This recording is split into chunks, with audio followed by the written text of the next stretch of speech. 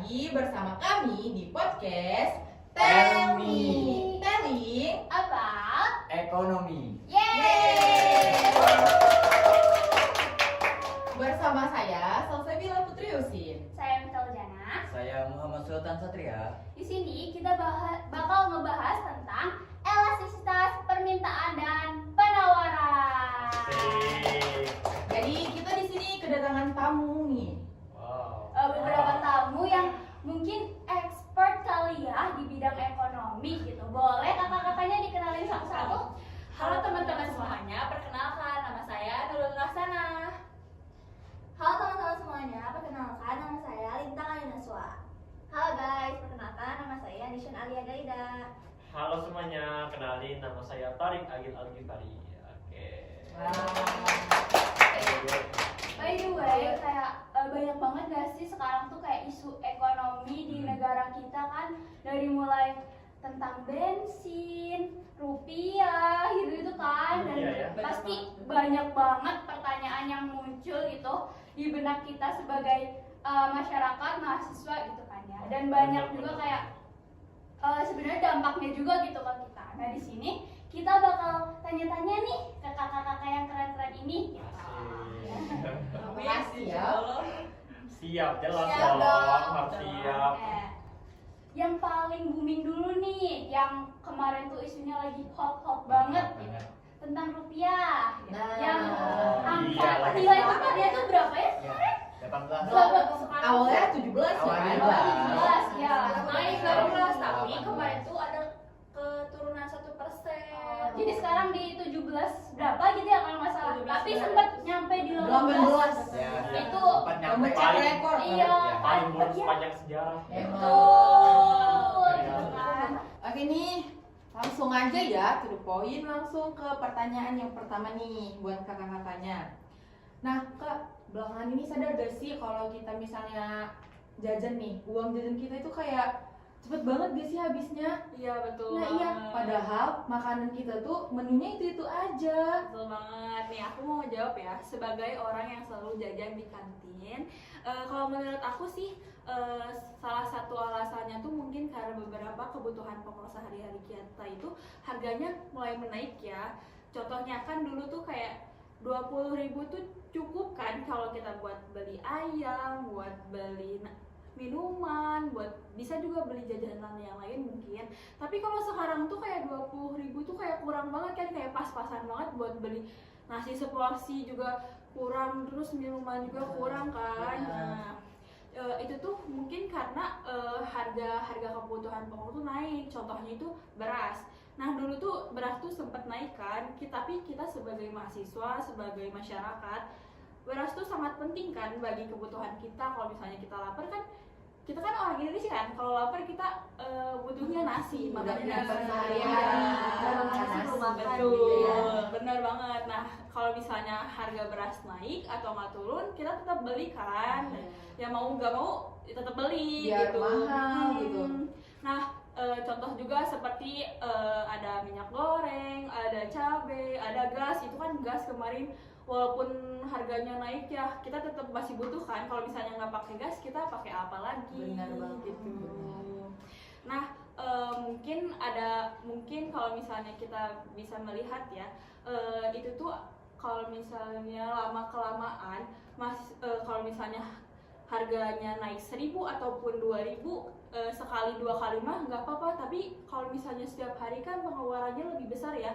Kita sebagai mahasiswa tuh kayak, apalagi yang ngekos tuh kayak yang awalnya dulu satu bulan tuh 1 juta, tapi sekarang tuh tiba-tiba satu bulan tuh tiba-tiba 1.500.000 kan, boncos juga ya. Nah tapi itu tuh salah satu contoh inflasi. Nah inflasi itu sederhananya tuh gini nih. Jadi ketika harga barang dan jasanya naik, tapi akibatnya tuh daya masyarakatnya tuh menurun karena uang yang sama tidak bisa menghasilkan kebutuhan sebanyak dahulu gitu, sebanyak sebelumnya. Oh gitu. kayak misalnya nih, aku anak kosan, dulu mah 1 bulan 1 juta cukup, sekarang mau nggak cukup gitu. Iya, gitu. Terasa banget. Karena kebutuhan emang dari pemerintah, dari segalanya tuh kayak gitu harganya naik gitu. Tapi kan itu kebutuhan pokok kita ya. Nah itu tuh termasuknya elastisitas, inelastis, ya kan? Ya. Betul kan? Jadi kayak walaupun harga naik ya mau gak mau kita harus tetap beli. Nah upaya kita sebagai masyarakat tuh kayak mahasiswa tuh kayak harus selektif lah dalam membeli. Jadi kayak beli ini jangan terlalu banyak lah, jadi kayak jangan terlalu boros. Kayak kalau misalnya boros kan mungkin kita nanti di akhir bulan tuh nggak cukup ya Iya, buat bakal. makan. Kayak aduh pas-pasan banget, apalagi harga naik, terus orang tua jauh, mau minta ke orang tua Iya, juga bener. malu. Bener, yang ada Bener pusing banget, Iya gitu kan? kan. Nah gitu, tapi ya gitulah, kita sebagai mahasiswa harus selektif dalam membeli segala hal juga. Tapi kalau beda ya, kalau misalnya orang yang boros mungkin dia sering ke kafe, sering beli barang branded. Iya. Nah itu beda dengan yang ini. Itu kan kita bisa memilih ya mana barang tersier dan premier gitu. Mana yang dibutuhkan, mana yang Cuma Cuma keinginan. keinginan doang, gitu. gitu. Oke. Oke, puas kan dengan jawaban kakaknya sangat berdaging. Nah, dengan nilai tukar rupiah yang mulai melemah nih, dari nilai tukar ke dolar ya mulai Iya, melemah, itu sebenarnya hubungannya apa sih sama harga makanan yang kita beli sehari-hari? Kan mayoritas kita anak kos juga kan ya, Ya. pasti Iya, beli iya. makan segala macam. Apa Benar. sih hubungannya? Ya. Boleh dijelasin dong sama kakaknya? Nah, Jana, sebenarnya ini pertanyaan bagus banget loh. Dan pertanyaan kayak gini sering banget bikin kebanyakan orang itu bingung. Soalnya kelihatannya itu beda jauh ya antara urusan angka di bursa saham sama harga sepiring mangkok nasi di warteg gitu. Tapi faktanya secara ilmu ekonomi itu hubungannya itu dekat banget. Gimana tuh? Boleh Nah, dijelasin? cara gampang memahaminya gini. Di dunia ekonomi modern ini ada yang namanya efek domino global. Apa tuh efek domino global? Nah, Kayak gimana? misalkan nilai dolar itu menguat dan rupiah melemah, artinya kan kita butuh banyak rupiah untuk bisa menukar $1. Ya benar, benar banget. Nah, benar. otomatis nanti barang yang masuk ke Indonesia lewat jalur laut bakal mahal. Oh, Iya, jadi benar. lebih ke impor ya, impor Iya. dari luar ke dalam gitu ya. Heeh. Jadi dari situ harga-harga ikut naik. Iya, gitu. Benar. Terus dampak domino ini kan mempengaruhi harga ya. Iya. Itu tuh lewat jalur apa aja sih? Nah, dampak domino itu bisa mempengaruhi harga itu lewat 3 jalur, Jana. Oh, Yang pertama itu jalur bahan baku langsung. Di Indonesia ini kan banyak banget masyarakatnya penggemar pecinta gorengan, tahu, tempe, Iya, jadi benar-benar. kayak Iya, gitu. aku juga suka. Oh. Pasti teman-teman yang lain Iya, juga apalagi suka. kita ini kan mahasiswa gitu kan. Benar, Jadi murah kalau- kan? Iya, karena Tahu. murah. Gitu. Tapi faktanya di Indonesia ini swasembada bahan baku buat tahu tempe yaitu kedelai murni itu masih mengimpor dari Amerika tau. Oh, jadi tahu tempe yang kita makan selama ini tuh bahan bakunya nih impor dari Iya. luar negeri. Oh, sekecil bahan baku aja impor Iya. gitu ya. Oh, Begitu my juga God. dengan roti sama mie instan yang kita beli. Itu bahan bakunya masih kita impor dari Australia. Tepungnya ya dia kayak Iya. gandumnya gitu mungkin ya. Gandumnya itu. Soalnya di Indonesia ini penanaman pangan buat gandum itu masih belum mencukupi, masih terbatas gitu. Jadi perlu impor dari luar negeri. Gitu. Baik. Mungkin udah terjawab ya ternyata kenapa pengaruh rupiah naik nih pengaruh ke harga-harga barang juga yang kita beli sehari-hari, harga makanan yang kita beli sehari-hari itu karena emang barangnya tuh impor gitu kebanyakan Iya. dari luar gitu. Terus jalur apa lagi? Kan tadi ada 3. Yang kedua itu ada namanya jalur penerusan dampak secara tidak langsung. Gimana tuh? Gini, banyak ya itunya. Kebanyakan orang sekarang ini pikir gini loh. Kalau aku beli ayam lokal ya, itu kan telurnya kan juga dari ayam lokal. Nah, dan gede di Indonesia. Jadi apa sih hubungannya sama dolar gitu? Iya. Kan nggak ngaruh banget tuh sama dolar gitu kan? Benar. Nah, tapi sebenarnya memang ayam petelur yang gede di Indonesia itu sama telurnya itu memang Lokal. lokal, gede di Indonesia. Tapi pakannya itu, pakan konsumsinya, vitaminnya dan komponen utama lainnya itu masih banyak yang mengimpor dari luar negeri. Oh, lagi-lagi impor ya. Iya, impor juga. Jadi tetap aja gitu ada campur tangan impor. Jadi pengaruh pengaruh rupiah yang naik terhadap dolar nih kayak ngefek juga gitu ya. Iya. Walaupun ayamnya lokal, yang which is telurnya juga ya dari ayamnya gitu yang lokal, tapi karena pangan, vitamin gitu ya dari impor, jadi dia ikut naik juga. Iya, jadi begitu dolar tuh naik, maka biaya operasional pun bakal meroket. Nah, jadi kita jangan heran kalau misalkan kita lagi beli ayam potong atau ayam goreng di warteg, tapi harganya kok naik. Padahal itu motong lokal gitu. Iya, lokal. punya. Kita mau beli telur dadar, tapi kok harganya naik, sama ukurannya kok bisa kecil gitu ya. Kan mengalami penurunan gitu. Itu salah satu efek dari Rupiah yang melemah. Iya, rupiah yang melemah gitu. Oke, di jalur ketiga ini ada namanya jalur logistik dan jalur energi global. Jadi kita jangan lupa juga sama kapal-kapal yang membawa bahan pangan itu kan menyewa kontainer dan mengisi bahan bakar itu menggunakan standar dolar gitu. Dan juga banyak juga mesin-mesin di pabrik-pabrik kita sekarang ini masih menggunakan bahan-bahan itu diambil dari luar.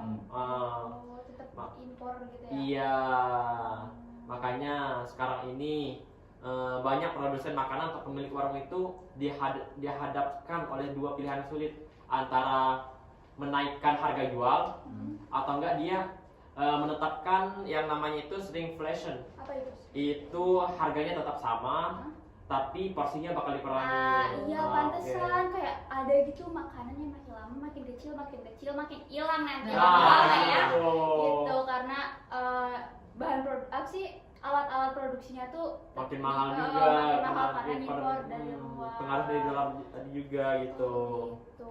Jadi kesimpulannya Jana, melemahnya rupiah itu bukan sekedar angka statistik di layar televisi kita lihat doang, tapi fenomena ini berdampak langsung pada daya beli masyarakat kita. Pengaruh banget ya ke Iya, harga-harga pengaruh banget. yang ada di sekitar kita gitu kayak bahan makanan. Tadi ya kayak sekecil tahu Iya, tempe tempe aja gitu.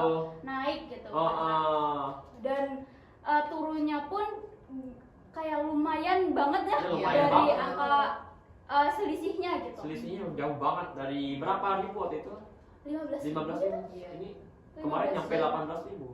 Sekitaran segitu. Iya, sekitaran range gitu lah. Sekarang udah 18 ribuan ya. Tapi kalau sekarang di 17.900 kalau. Iya. Turun 1%. Iya. Nah, kalau begitu kenapa negara kita masih impor bahan baku dari luar? Nah, negara kita kan agraris. Kenapa kita tidak pakai bahan baku lokal aja? Oke, pertanyaan bagus ya. Kenapa negara kita itu masih ngimpor gitu? Kenapa? Padahal kita tuh agraris ya, kayak petani banyak gitu. Ya, banyak banget. Gitu. Kenapa kita gak pakai bahan baku dari kita sendiri gitu ya? Kenapa? Nah, meskipun kita tahu ya Indonesia ini tuh kaya akan alamnya gitu ya, tapi dibanding dengan penduduk kita juga banyak gitu Iya, ya. gitu. Nah, pertama itu karena kebutuhan Indonesia akan bahan baku ini besar gitu. Pertama itu. Nah, yang kedua karena tidak semua bahan baku itu cocok di iklim Indonesia. Jadi ya terpaksa kita tuh harus ada yang impor gitu. Nah, misalnya kayak roti dan juga mie gitu kan, kita pakai gandum dan juga terigu. Iklim Indonesia ini tidak sepenuhnya cocok untuk gandum dan juga terigu. Jadi kebutuhan mungkin ada ya gitu ya yang memproduksi itu. Akan tapi karena kebutuhan kita juga banyak nih. Nah, industri ini tidak bisa memenuhi seluruhnya kebutuhan kita. Jadi ada yang harus tetap dipenuhi gitu sebagiannya. Nah, dengan itu kita tetap harus mengimpor. Belum lagi ada juga beberapa bahan baku yang kalau kita produksi sendiri itu lebih mahal biayanya daripada kita mengimpor gitu. Jadi untuk karena kebutuhan kita besar, untuk sebagai mengefisiensi biaya juga, kita itu terpaksa untuk mengimpor agar biayanya sedikit lebih menurun gitu. Contoh ya itu kalau di konsep elektrisitas bahan baku ini kan kebutuhan pokok ya. Ya. Nah, kebutuhan pokok. Jadi meskipun harganya lagi naik nih, pada nggak disinggung sama Torik gitu ya, kita itu tetap akan beli gitu ya meskipun harganya naik, karena itu kebutuhan pokok kita dan kita harus memenuhi kebutuhan pokok itu gitu ya. Jadi meskipun harga ini naik, kita tetap harus beli gitu. Nah, untuk memenuhi kebutuhan itu bahan pokok itu harus selalu ada, dan kita itu terpaksa sebagian untuk mengimpor gitu. Jadi tidak bisa sepenuhnya kalau kita sendiri gitu. Nah, ini tuh dalam konsep ekonomi gitu ya, itu disebut inelastis permintaan seperti itu. Nah, terus kenapa soal harga cabai atau beras naik? Ya. Nih, misalkan kan misalkan kan panen ya, kenapa gitu si petani itu nggak langsung menurunkan harga tersebut? Oh iya, kenapa ketika harga cabai naik atau beras naik gitu Iya, misalkan padanya. petani itu gak masal gitu ya, Ya. gak beli biar harganya turun gitu. Nah, kalau ini tuh berkaitan dengan konsep elastisme penawaran gitu kan. Elastisme penawaran itu seberapa besar gitu ya seorang produsen atau petani gitu Ya. ya merespon terhadap perubahan harga gitu ya. Nah, sebenarnya ini tuh di luar kendali manusia ya, soalnya petani itu gak bisa asal untuk memanen gitu, karena dari hasil pertanian itu dalam waktu dekat cukup tidak elastis gitu. Karena dalam proses memanen bertani sendiri butuh waktu yang sangat lama gitu. Nggak langsung numbuh Iya, tuh ya. iya, Udah. ada gitu kan, itu lebih ada ya kalau kayak gitu. Nah, jadi kalau dalam hal ini tuh petani itu gak bisa mengontrol untuk memanen lebih-lebih agar menurunkan harga gitu, karena petani sendiri tuh dalam memproses penanamannya itu butuh waktu, belum lagi karena kondisi cuaca gitu ya, iklim. Iya, Iya. panen tuh ya kayak tiba-tiba Kalau di kemarau, panas cair. sih Iya. gitu. Kalau di kemarau, Terus cair. biasanya juga ada kegagalan panen gara-gara Pasti, kematian. ya. Nah gitu. Nah jadi petani itu gak bisa sembarang untuk manen untuk menurunkan harga seperti itu. Nah, iya nih, berarti penawaran hasil pertanian itu nggak bisa langsung bertambah ya, Kak? Iya betul, karena itu dipengaruhi eksternal gitu ya. Oh, jadi gitu. Nah, ngomong-ngomong soal harga nih. Nah, kenapa sih subsidi BBM selalu jadi pembahasan yang sangat sensitif nih, Kak? Nah, kalau misalnya lagi ngomongin BBM nih, itu kan lagi hot-hotnya diperbincangkan gitu ya kan. Banget. Apalagi baru-baru ini baru aja ada berita kenaikan Pertamax gitu kan. Apalagi kenaikannya berapa? 4.000. Dalam waktu sehari bisa naik sebanyak itu. Nah, sebenarnya karena BBM ini tuh berpengaruh ke berbagai sektor ya. Jadi kenaikan harga dari BBM ini tuh juga berpengaruh ke berbagai hal gitu. Kayak misalnya nih biaya transportasi itu juga bakal jauh lebih naik gitu. Misalnya kita yang biasanya sehari-hari berangkat ke sekolah atau ke kampus tuh naik angkot, angkutan umum kayak gitu. Nah itu juga kan butuh ngisi daya bahan bakar kan. Angkotnya tuh butuh modal juga kan. Kalau misalnya BBM-nya naik, berarti supir angkotnya itu juga bakal naikin harga juga ke kita sebagai customer-nya. Nah, itu juga berpengaruh ke masyarakat kan berarti. Terus juga selain itu, BBM naik ini juga berpengaruh ke pendistribusian barang. Kayak jasa angkut barang gitu ya, Kak? Ya, kayak contohnya tuh komoditas barang, kayak misalnya jagung, beras, kopi yang kayak gitu, itu kan diangkut pakai jasa yang kayak gitu kan, butuh ngisi BBM juga kan. Nah, jadi itu juga bisa berpengaruh ke barang-barang yang biasa kita pakai gitu, makanan-makanan yang biasa kita konsumsi kayak gitu. Jadi gitu. Nah, Bisa jadi nggak sih kalau paket terus jadi ongkirnya gitu nah Iya, itu juga bisa berpengaruh ke kita yang biasanya belanja online nih, males nih buat belanja langsung di tempat. Kan kalau misalnya biaya ongkirnya makin naik, kita juga jadi makin males ya buat belanja di online juga. Benar sih. Terus nih ya, Kak, kan BBM naik nih, tapi dalam kehidupan kita sehari-hari pasti kita membutuhkan BBM ini. Kayak masyarakat, senaik apapun harga BBM pasti masyarakat tetap beli karena mereka sangat membutuhkan itu. Kayak setidaknya buat kerja, sekolah gitu. Jadi itu apa ya? Dibedain, sebenarnya beda-beda dari jenis BBM-nya ini sendiri. Kayak misalnya nih yang naik harganya tuh misal BBM Pertamax. Nah, Pertamax ini kan bukan dari pemerintah ya. Iya, benar. Harganya tuh apalagi sekarang tuh lagi naik-naiknya nih. kalau misalnya naiknya Pertamax, masih ada solusi pengganti BBM yang lain gitu, kayak Pertalite kan. Jadi jumlah permintaan dari pembeli Pertamax itu bakal menurun gitu, karena masih ada pengganti Pertamax. Jadi yang asalnya sering banget beli Pertamax, misalnya ganti ke Pertalite. Nah, jadi gak terlalu jadi sangat berpengaruh terhadap penurunan permintaan. Nah, ini tuh disebut dengan inelastis kan, seperti yang sebelumnya udah dibahas. Nah, sedangkan kalau misalnya nih yang naiknya itu Pertalite. Nah, Pertalite itu kan berasal dari subsidi pemerintah. Anggarannya itu kan dari APBN. Nah, kalau misalnya naiknya Pertalite ini tuh nggak terlalu bisa signifikan berubah ke jumlah peminat pembelian gitu, jumlah permintaan gitu.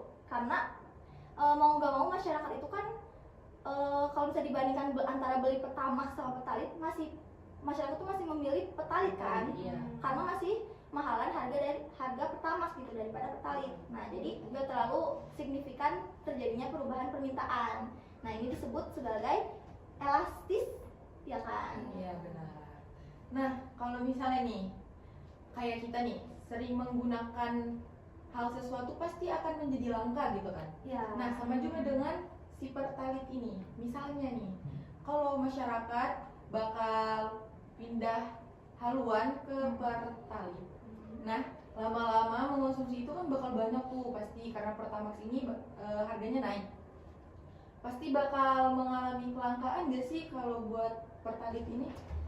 Oke, misalnya nih karena harga Pertamax itu naik, jadinya banyak yang ganti ke Pertalite. Jadi sehingga menyebabkan Pertalite itu mengalami scarcity atau kelangkaan. Nah, bisa aja hal ini tuh berpengaruh ke harga dari Pertalite ini sendiri kan, bisa jadi lebih naik kan. Karena mungkin banyak peminat yang awalnya dari Pertamax pindah haluan ke Pertalite kan jadi banyak kan yang awalnya. Pertalite kan emang dari dulu ngantri banget, tapi sekarang ditambah ngantri lagi sama Pertamax. Nah, bisa jadi kan nanti terjadi kelangkaan. Nah, kelangkaan ini juga bisa menyebabkan kenaikan harga. Jadi ini Pertamax dan Pertalite ini sama-sama menaikkan harga, dan ini juga bisa disebut inflasi pada BBM. Betul.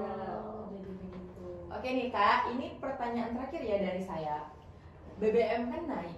Nah, jadi apakah pengguna yang menggunakan mobil listrik dan motor listrik itu berpengaruh dengan harga BBM yang naik?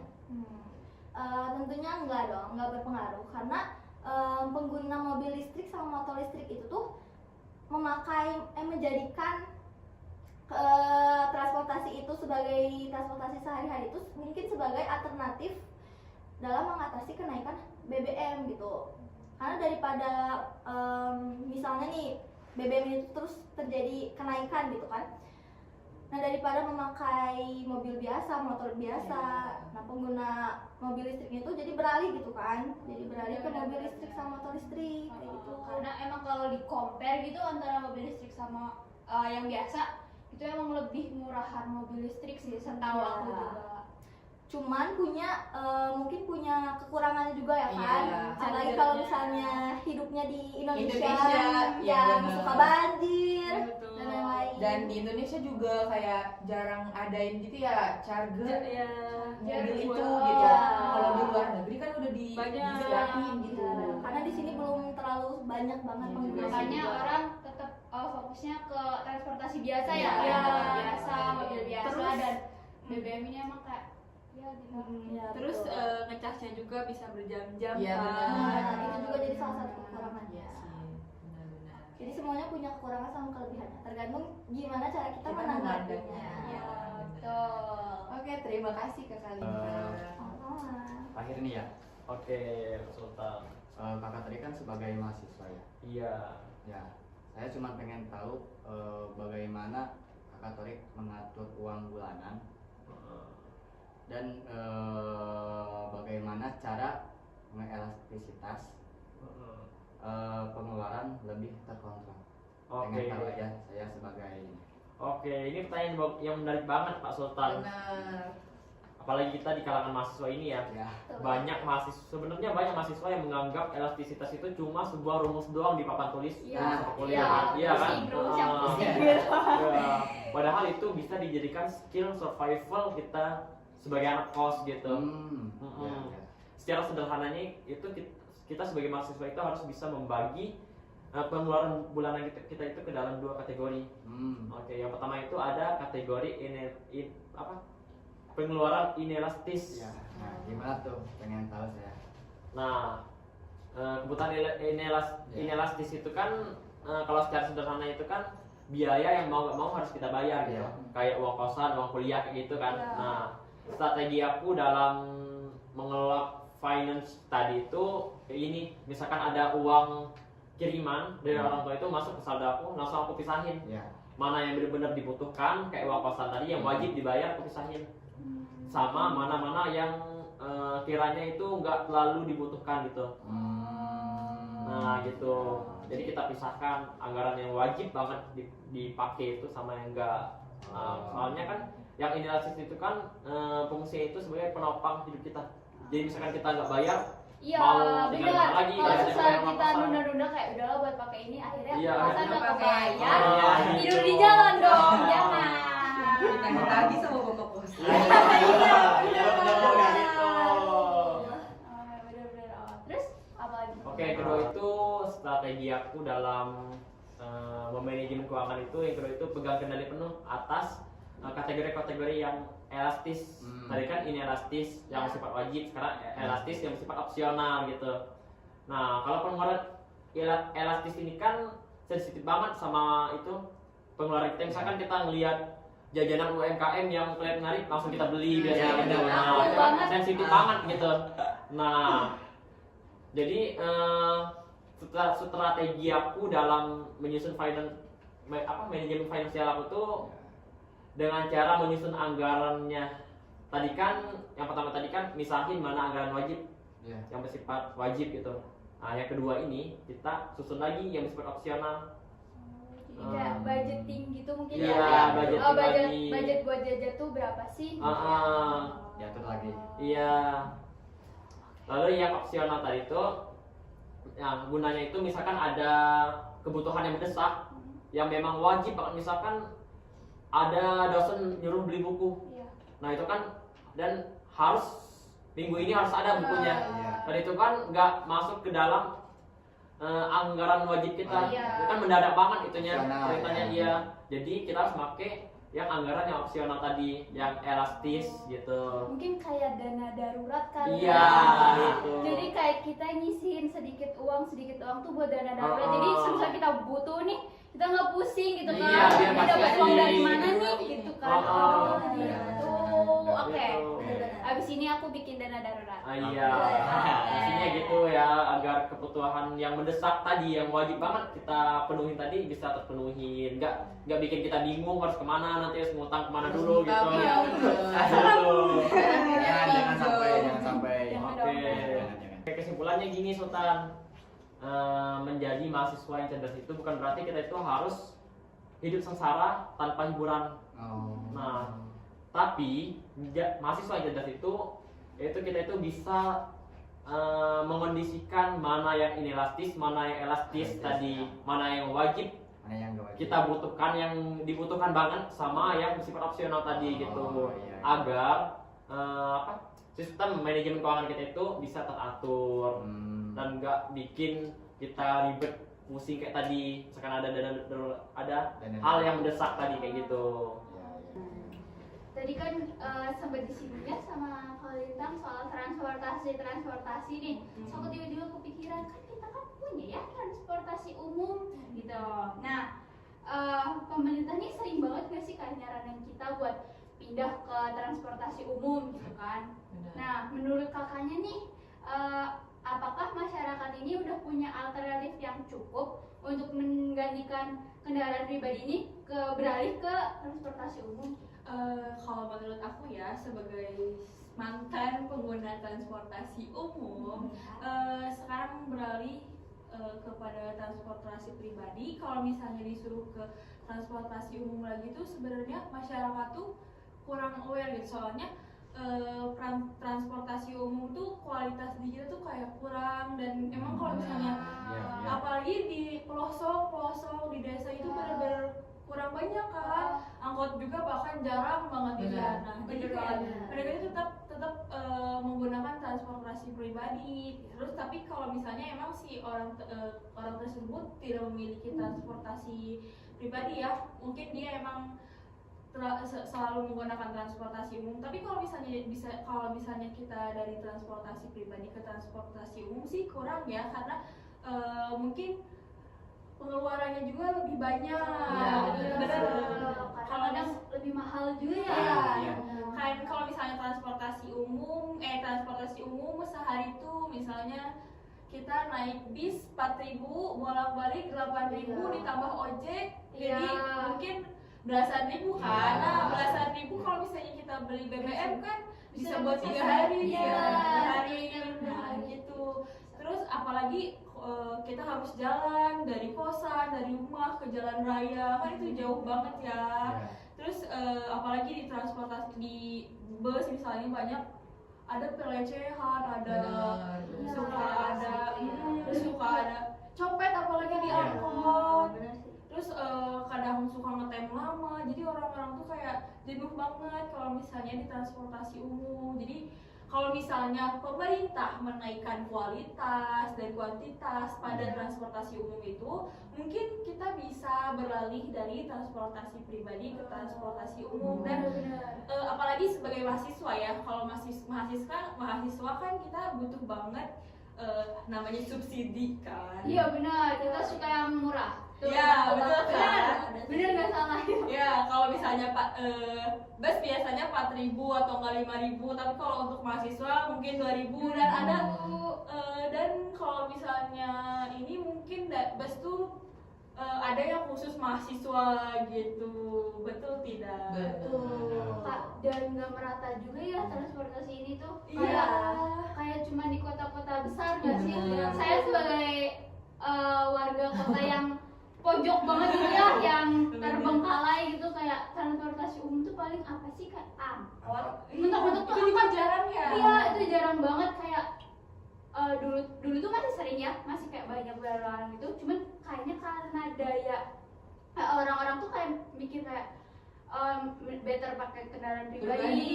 Jadi itu tuh mulai berkurang gitu. Dan emang transportasi umum tuh cuman dibanyakinnya di negara Jakarta Iya, doang benar. ya. Jakarta Emang malah besar ya. iya. Tapi di Jakarta juga yang kayak kereta apinya nah. MRT, LRT. Itu juga kayak aku ngelihat selalu ya, kayak di sosmed ngelihatnya kayak kasian banget gitu, Iya, berdesak-desakan. Iya benar. Tapi mereka kalau sebagai orang sana ya mungkin ya, tapi mereka lebih better naik transportasi umum. Kadang orang-orang yang punya mobil, punya motor itu mereka lebih milih buat transportasi Iya, umum. benar. Karena tapi kalau dibilang ya transportasi umum di kota tuh bagus gitu loh, kayak MRT, LRT, Transjakarta itu tuh punya jalur khusus Iya, gitu loh. benar. Sedangkan kalau di Bandung ya kan Iya. Di Bandung tuh Benar. kurang. Dia itu kayak yang lokalnya aja kayak Ini Ini deh, tahu. Bandung di daerah Ciwidey deh, di daerah Lembang, yang Pengalengan kayak gitu tuh jarang banget Iya. angkot. Bener kayak nunggu itu lama, terus yang lewat tuh pasti motor lagi, mobil lagi, nggak ada angkot. ujung-ujungnya Grab. iya lebih mahal. Grab 40.000 bisa buat beli bensin buat 1 minggu. Iya, buat 1 minggu. Iya, Apalagi benar. BBM sekarang naik, pasti Grab naik gak sih? Iya, bener banget. Iya, saling berkaitan. Sebenarnya ya itu kita tuh bisa meningkatkan daya untuk apa ya, peminat masyarakat terhadap Transum kalau pemerintah sendiri itu memadai. Iya, Iya, benar-benar. iya. Kalau misal transportasinya tuh kayak bagus, ada kayak kita bisa lihat ya dari negara-negara maju ya, Benar. kayak banyak orang jalan kaki dan naik transportasi umum segala macam tuh karena emang fasilitas buat jalan kakinya enak, fasilitas buat naik transportasi umumnya enak. Jadi kita pun yang naik, oh nyaman, senang gitu kan. Benar. Lihat aja trotoar di Bandung.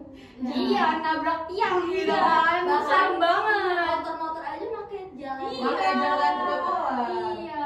Ada yang bolong, bahkan yang buat pejalan yang tunanetra. Yang tunanetra itu Ya. bahkan tidak jelas, ada yang Iya. malah di depannya pohon. Iya dong orangnya. Dan depannya jurang itu juga ada jembatan di atas itu. Serem banget juga. Iya, kasihan kan. Jadi ini emang tugasnya Pemerintah, Pemerintah. ya, mencari Buat, solusi ya. inovasi benahi lagi gitu ya, agar kita masyarakat itu tertarik untuk memakai transportasi umum. Betul. Betul. Setidaknya transportasi umumnya lebih dibanyakin lagi Iya. biar gak desak-desakan, kasihan banget. Benar. Kayak pulang kerja mungkin diomelin sama si bos. Iya. Iya. Kita pulang kuliah juga banyak tugas kan. Juga stres. Aduh gimana Tiba-tiba hasilnya? kita naik kereta api desak-desakan. Iya. Makin ruwet ya. Iya. Malah capek di jalan Nah. gitu. Ya mungkin bisa ditingkatin lagi ya. Iya. Ya. Biar merata gitu. Fasilitas. Semoga bisa. Mungkin one day, you never know. Amin.